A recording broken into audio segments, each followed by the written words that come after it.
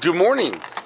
Right off the bat, I want to apologize for not having a video yesterday, but yesterday was the funeral, so that's the last thing from my mind, guys. And for this week, I've been doing the videos, then air them up to YouTube. Usually, I do the videos the day before, then air them the next day. But since this week's been off scheduled and things going on, that's the way I've been doing it. Now that will go back to normal next week. But today, let's jump over and talk about Anxiety Network today. Let's talk some things about anxiety. I learned something about my anxiety, and I was going to share it with you guys. And I'm going to be very careful. I'm on my back deck, and it's almost a sheet of ice. So I can be very cautious so I don't break my neck. All right, showing that intro, and we get started.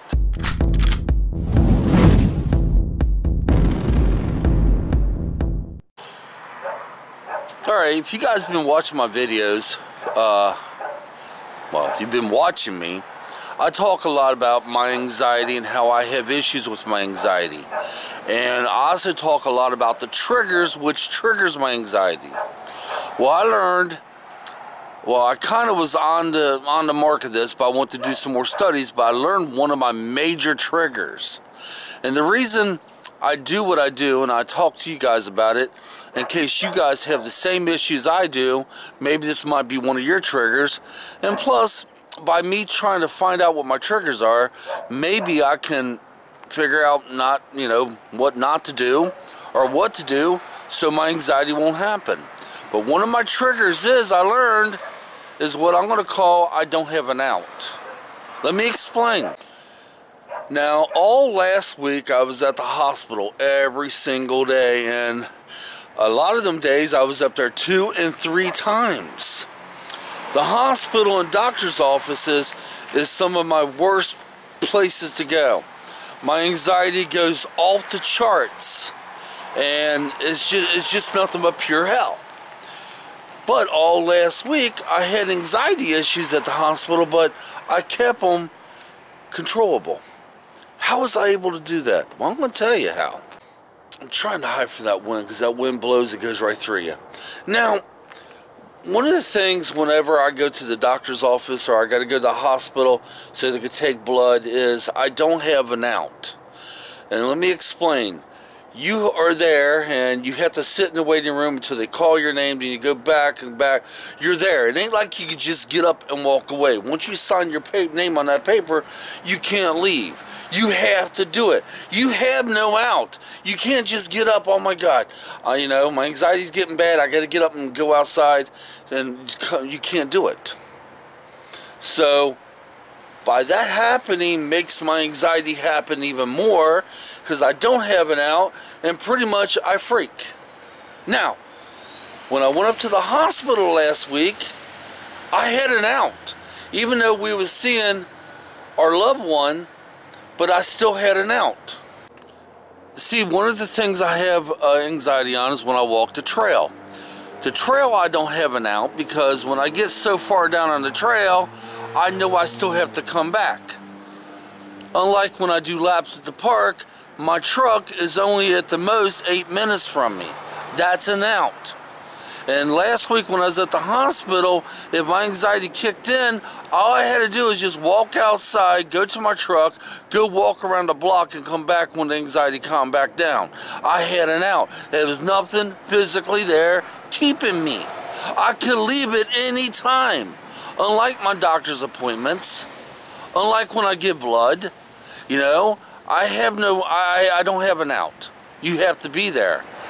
Now, this came to tow yesterday. We went to the funeral. And at the funeral, no outs. None. And to make things worse, I was a pallbearer, which was my choosing, but definitely no outs. My anxiety was off the charts all day yesterday. I never came down below an 8. Yeah, I rate my anxieties, 10 being the worst, and 1 being, very handleable, or very dealable, something like that.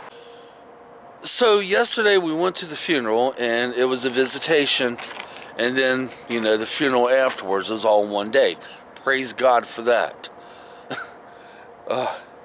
And of course, I'm going to be there because I very much loved our loved one that passed, which was my wife's grandmother, and I was there to support my wife and my kids. Okay, but when you go to these things, you have no out. There was no out for me, although I was able to go outside, which is what kind of got me through it. But towards the end, when the funeral part happened, and which was an hour long, there was no out there.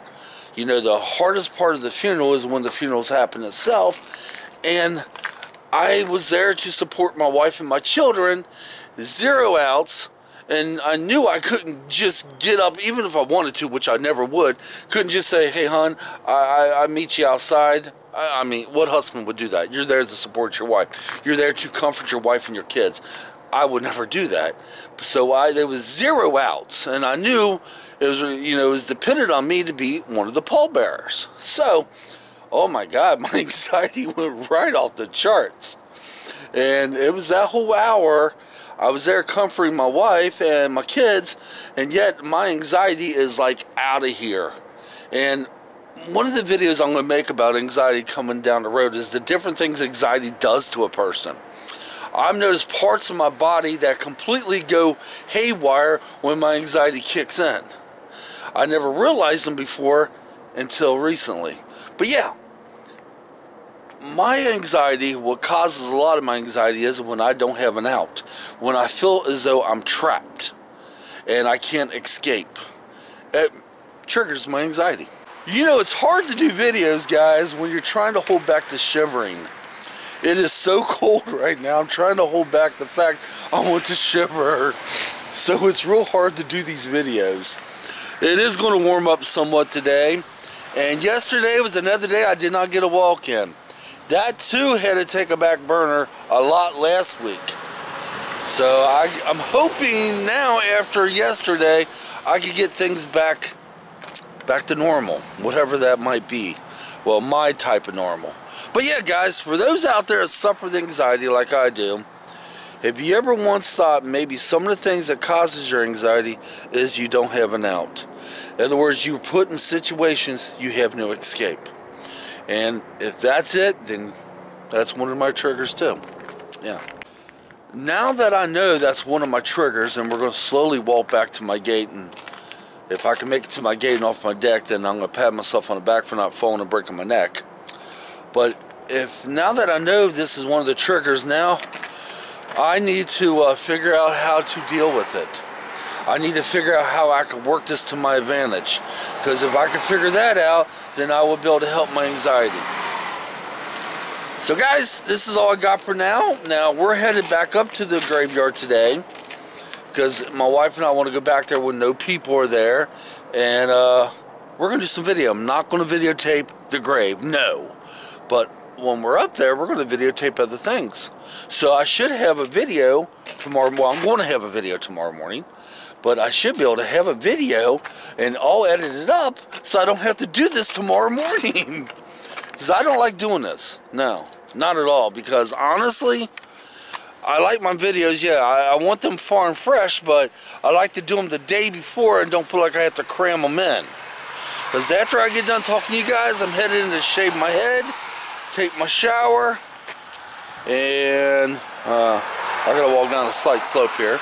Shave my head, take a shower, make sure you guys get up to YouTube for 9 a.m., then start my day. So guys, until next time, leave me comments, talk to me about your anxiety, and do you guys have one of the same triggers I do?